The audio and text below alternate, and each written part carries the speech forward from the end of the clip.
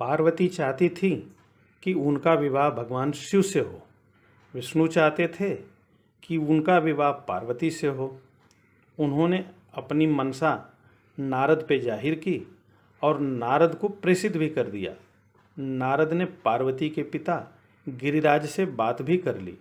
गिरिराज ने विवाह करने का वचन भी दे दिया, लेकिन उन्होंने कुछ ऐसा किया कि विष्णु का उद्देश्य पूरा नहीं हो सका।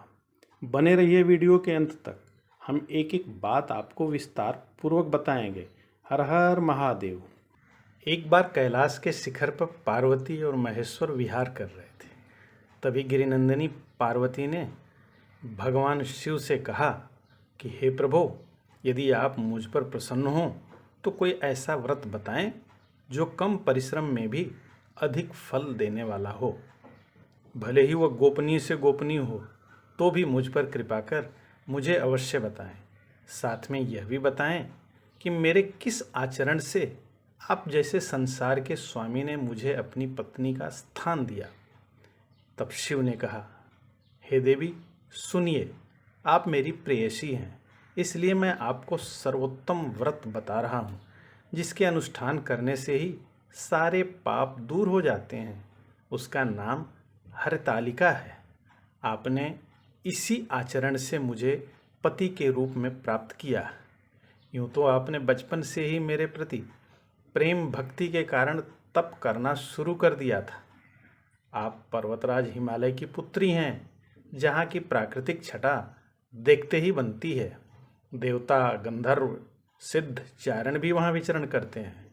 वैसे रमणीक स्थान में आपने 12 वर्षों तक धूमपान कर, 64 वर्षों तक सूखे पत्ते खाकर, माघ की ठंड में भी जल में रहकर, सावन में खुले आसमान के नीचे रहकर तथा अन्न जल का त्याग कर तपस्या की थी। आपका घोर तप देख पिता गिरिराज को चिंता खाई जा रही थी कि मैं अपनी पुत्री का विवाह किससे करूं। तभी देवर्षि नारद पधारे। पर्वतराज ने आतिथ्य सत्कार कर उनके आने का कारण पूछा। तब उन्होंने कहा कि मैं भगवान विष्णु द्वारा प्रेषित हूँ। वस्तुतः उनसे बढ़कर ब्रह्मा, शिव, इंद्र आदि देवताओं में भी कोई नहीं है। उन्होंने स्वयं आपकी कन्या की याचना की है। मेरा भी मत है कि श्री हरि और गिरिनंदिनी की जोड़ी अच्छी होगी, इसलिए आप विवाह की स्वीकृति दे दें। तब गिरिराज ने कहा कि यदि श्री विष्णु की यही इच्छा और आपकी भी सहमति है तो मैं अवश्य ऐसा करूँगा। नारद जी वचन देकर वैकुंठ चले गए और श्री हरि से पर्वतराज का संकल्प बता दिया। इधर पर्वतराज पुत्री से भी जाकर बोले कि मैंने तुम्हारा विवाह विष्णु जी से निश्चित कर दिया। यह सुनकर आप बहुत दुखी हुई। हे देवी, आप रोती बिलखती अपनी सखी के पास पहुंची। उसने कारण पूछा तो आपने बताया कि आपने स्वयं को भगवान शंकर को समर्पित कर दिया है। अगर ऐसा नहीं हुआ तो मैं जान दे दूंगी। हे देवी, आपकी सखी ने एक योजना बनाकर आपको लेकर एक दुर्गम स्थान पर चली गई। आपको घर और पास पड़ोस में न पाकर दुखी पिता पर्वतराज आपको खोजने लगे, पर पता नहीं चला। और इधर आपने एक नदी के किनारे गुफा में रहकर उपवास पूर्वक रात्रि में बालू की पार्वती सहित शिव की प्रतिमा बनाकर पूजा की। उस दिन यही भाद्रपद शुक्ल तृतीया तिथि के साथ हस्त नक्षत्र भी था।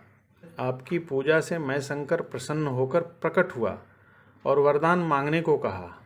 तब आपने कहा कि हे प्रभु, यदि आप मुझ पे प्रसन्न हैं तो पत्नी रूप में मुझे स्वीकार करें। मैंने तथास्तु कह अंतर्धान हो गया। हे पार्वती, सुबह होते ही आपने प्रतिमा को नदी में विसर्जित कर पारण किया। इसके बाद एक पेड़ की छांव में सखी के साथ विश्राम कर रही थी। तभी आपको खोजते खोजते गिरिराज वहां आ गए। उन्होंने आपको रोते बिलखते देख अपने हृदय से लगा लिया और कहा कि इस भयंकर जंगल में यहाँ क्यों आ गई।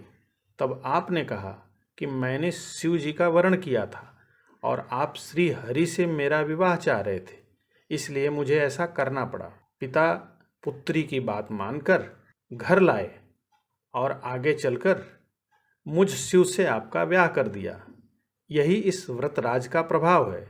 इसे हरितालिका इसलिए कहा गया कि सखी द्वारा आप हरी गई थी। तब आपने कहा कि इस व्रत की विधि और फल बताएं। इस पर मैंने कहा, सौभाग्य चाहने वाली स्त्रियों को तीज के दिन विधि पूर्वक हम दोनों की केले के पौधे आदि से निर्मित सुसज्जित एवं सुरभित मंडप में पूजा करनी चाहिए। इस दिन यथाशक्ति अन्न जल कुछ भी ग्रहण नहीं करना चाहिए। सुबह में प्रतिमा का विसर्जन कर अन्न दान कर पारण करना चाहिए। इस तरह करने से हजारों अश्वमेध यज्ञ एवं सैकड़ों वाजपेय यज्ञ का फल प्राप्त होता है। आपको यह वीडियो कैसा लगा? कमेंट बॉक्स में कमेंट करके अवश्य बताएं।